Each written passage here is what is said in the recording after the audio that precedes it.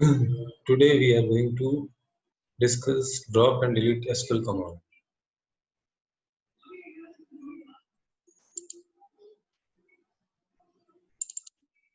So first, delete command, deleting data from. Delete command is used to delete data from tables. Delete command is only used to remove rows from a table.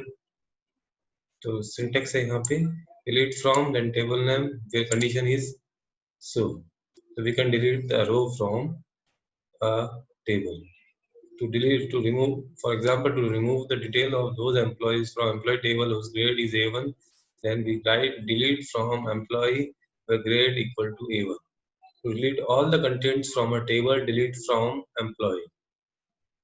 तो सारे काम contents अगर आपको delete करना है table से, so if we do not specify any condition with where clause, it delete all the tables, all the row, all the content from a table. Thus, above line will delete all the rows from employee table. तो delete all लिखते हैं या फिर delete from employ लिखते हैं वहां पे, तो वो आपकी सारी टेबल्स को डिलीट कर मतलब सारी डेटा को डिलीट कर देगा from the table. But table का स्ट्रक्चर अभी भी इंटैक्ट रहेगा. इन केस ऑफ डिलीट कमांड वो आपके टेबल के स्ट्रक्चर को डिलीट नहीं करता. उसके बाद में भी हम इंसर्ट कमांड वापस अप्लाई कर सकते हैं.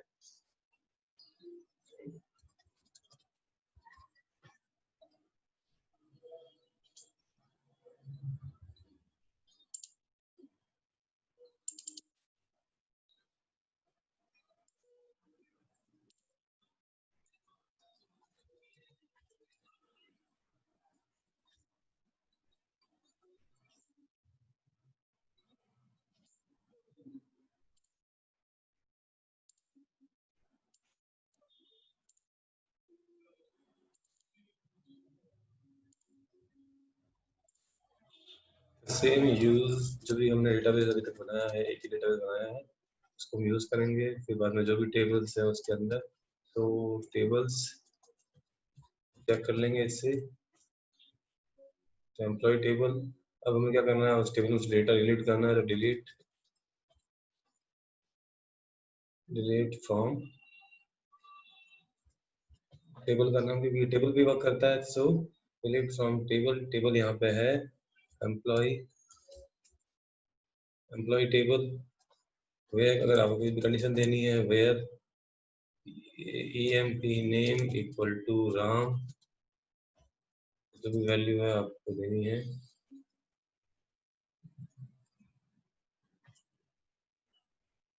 रो अफेक्टेड, दैट मीन्स आपके दो रोज में राम नेम राम था, emp नेम, तो उसने दो रोज को डिलीट कर दिया. हम देखेंगे राम यहाँ पे अवेलेबल नहीं है. पहले राम अवेलेबल था, बट अब यहाँ पे राम अवेलेबल नहीं है. दैट मीन्स हमने दो डेटा टेबल में से दो रिकॉर्ड्स, दो रोज डिलीट कर दी है. अब अगर मैं यहाँ पे करता हूँ डिलीट फ्रॉम, और फिर टेबल का नाम लिखता हूँ एम्प्लॉय और इसको एंटर कर देता हूँ, क्वेरी ओके, 4 रोज अफेक्टेड. अगर मैं सिलेक्ट स्टार वाली क्वेरी करता हूँ तो वैसे जाएगा एम्प्टी सेट, कोई भी डेटा नहीं है उसमें, बट अभी भी टेबल का स्ट्रक्चर है. दैट मीन्स अगर मैं डैश करता हूँ emp एम्प्लॉय और सेमीकोलन एंटर करता हूँ, तो यहाँ पे अभी भी टेबल का स्ट्रक्चर इंटैक्ट में है यहाँ पे, क्योंकि यहाँ पे टेबल अभी भी एग्जिस्ट कर रही है.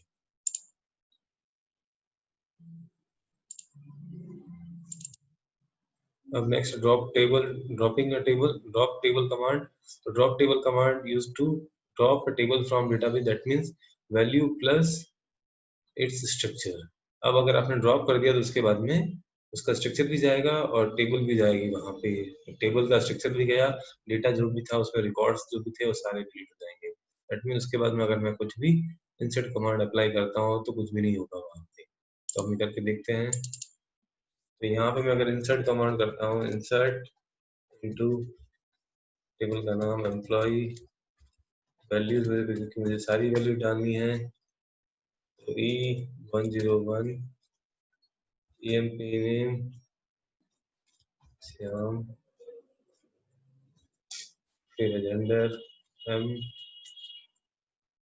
फिर आपको grade A, salary 20,000, bracket semicolon.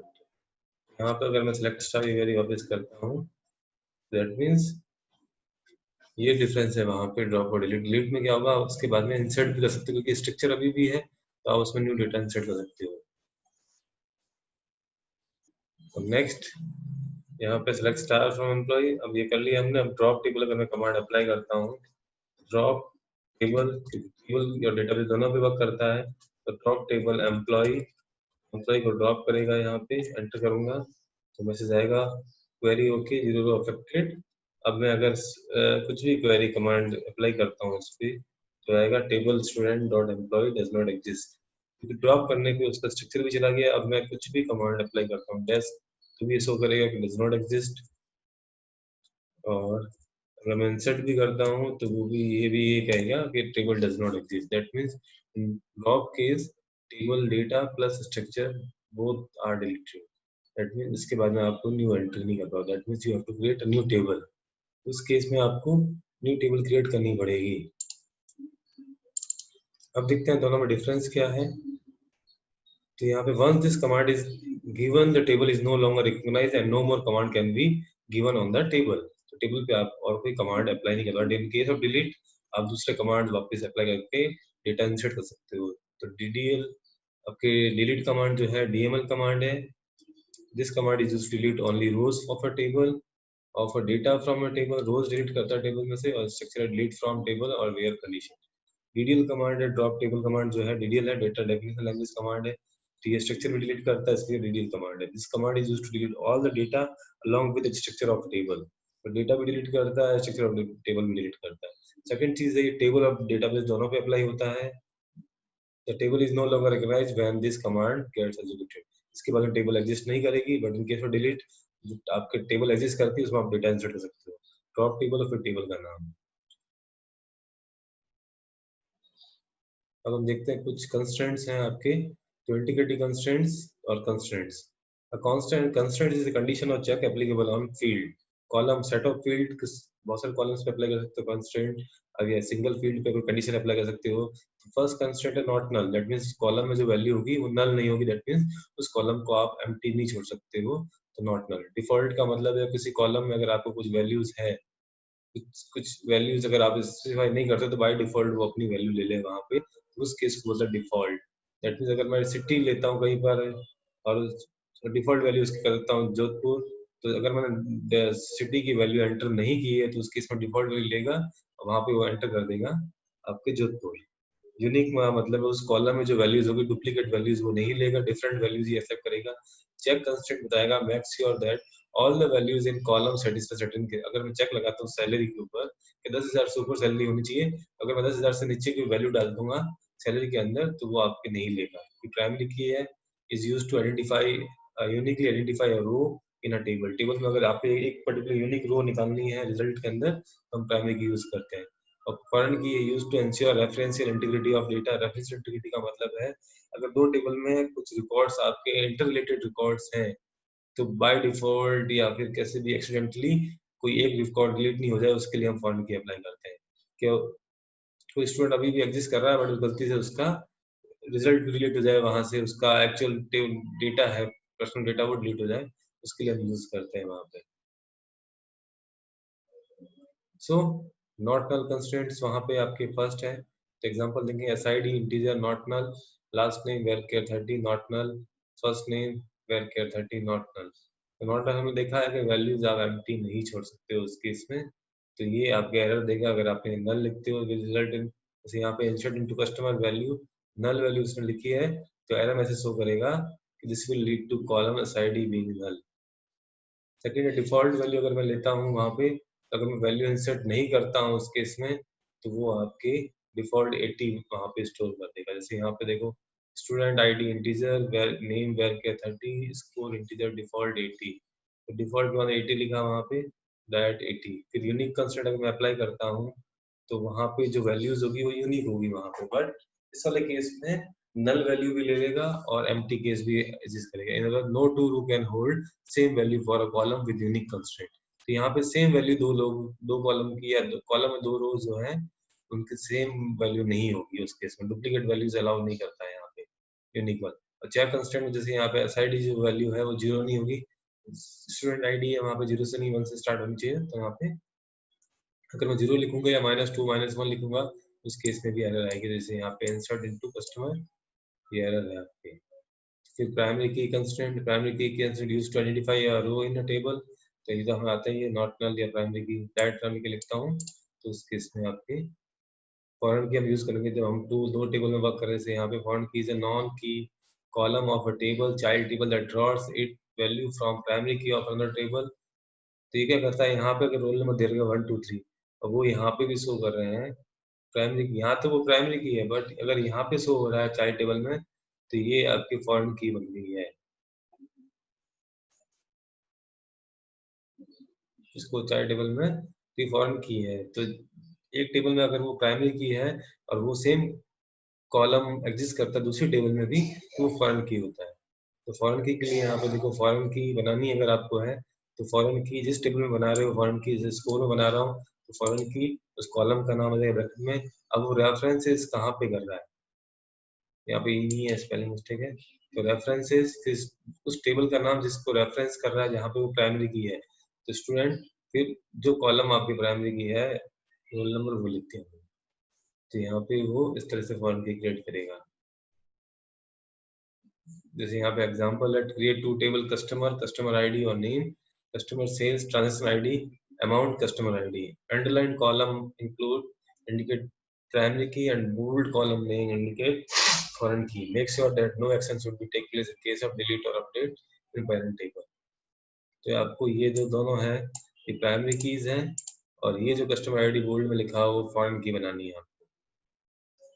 तो फर्स्ट जिस टेबल में आपकी प्राइमरी की है ओनली वही बनाएंगे, फॉरेन की वाला टेबल बाद में बनेगी, पहले प्राइमरी की वाली टेबल बनेगी क्योंकि वो यूज आएगा यहाँ पे।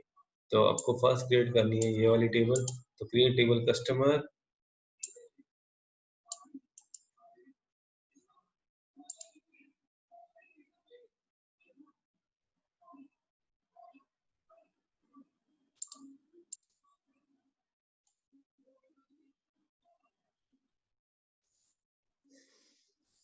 तो हम वापस क्रिएट करेंगे टेबल, क्रिएट कस्टमर,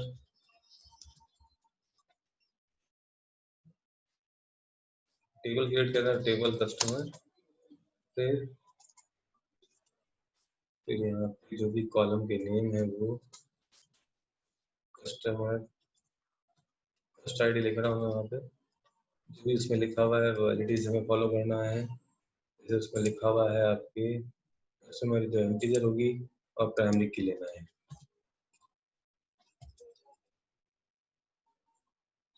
और सेकंड केस है वहाँ पे लिखा हुआ नेम, नेम वेर कैर 20 30 जो भी साइज लेनी है आपको।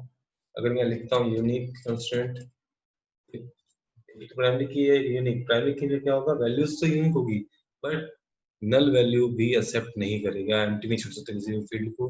But in case of unique values unique होगी बट आप एम्प्टी फील्ड भी छोड़ सकते हो, वहाँ पे कंपल्सन नहीं है। अगर मैं डैश करता हूँ, डैश कस्टमर, ये आपके टेबल बन गई यहाँ पे।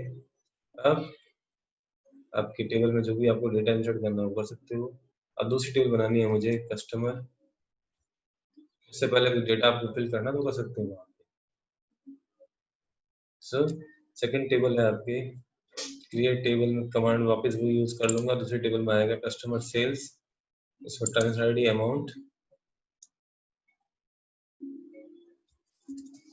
अंडरस्कोर सेल्स, उसके बाद में जो भी कॉलम है यहाँ पे है transaction ID amount customer ID, transaction underscore ID amount, integer लिया उसने, ट्रांजैक्शन आईडी भी इंटीजर ले रहा है और प्राइमरी की ले रहा है। तो बाय डिफॉल्ट प्राइमरी की नॉट नल होता है तो मैं यहाँ पे नॉट नल नहीं लिखूंगा कि प्राइमरी की कंडीशन है यहाँ पे। अब डिफॉल्ट 0 ले सकते हैं हम यहाँ पे, और लास्ट में है कस्टमर, फर्स्ट आईडी है वहाँ सी यूनिवर्सिटी कस्ट अंडरस्कोर आईडी, जो नेम वहाँ पे है वही सेम नेम आप यूज करना तो वो कर सकते हैं।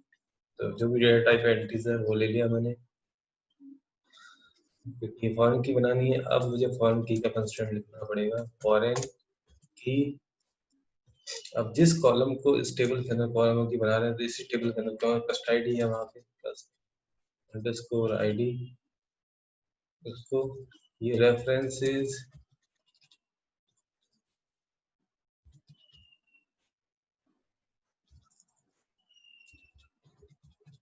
करेगा वहाँ पे, जिस टेबल को रेफरेंस कर रहा है उसका नाम, कस्टमर, और फिर उसमें कौन सा फील्ड है, कस्ट ID.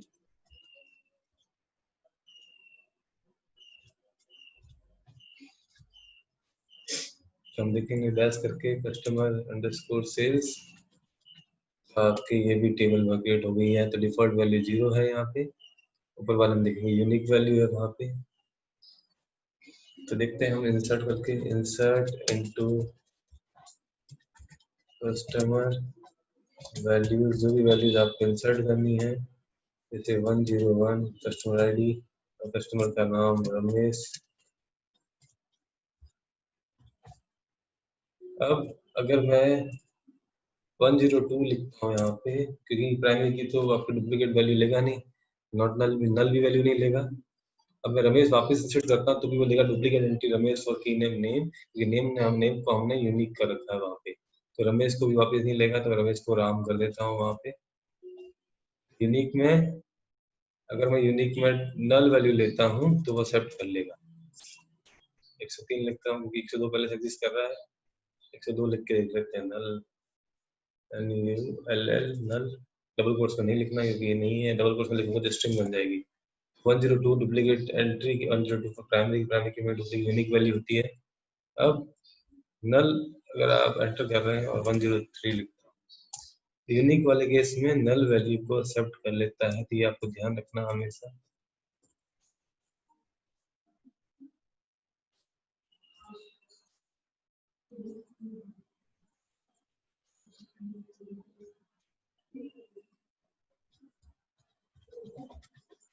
Select star from customer, तो देखिए नल वैल्यू यहाँ पे एंटर होगी, राम रमेश तीनों आ गए, और ये अपने अकॉर्डिंग करता है, आप कुछ नहीं करना है। अगर आपको ऑर्डर करना है प्रॉपर ऑर्डर में तो आप ऑर्डर बाय यूज कर सकते हो, डायरेक्ट ऑर्डर बाय, जिसके अकॉर्डिंग आपको ऑर्डर बाय करना और जिस कॉलम के बेस पे, ये 101 रमेश राम नल जो भी है वहाँ पे। अब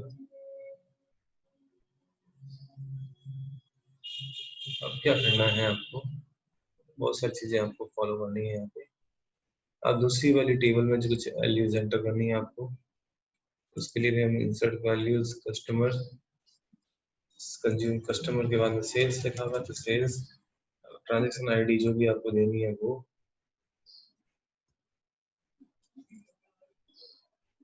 201 लिखते हैं, फिर अमाउंट। अब अमाउंट में मैंने लिखा है वहाँ पे डिफॉल्ट वैल्यू की बात की, अभी तो हम वहाँ पे डिफॉल्ट वैल्यू नहीं ले रहे हैं, वहाँ पे वैल्यूज डाल रहा हूँ, और लास्ट वाला है वहाँ पे आईडी। अब आईडी लिखता हूँ 101, एंटर करता हूँ, query okay, select star from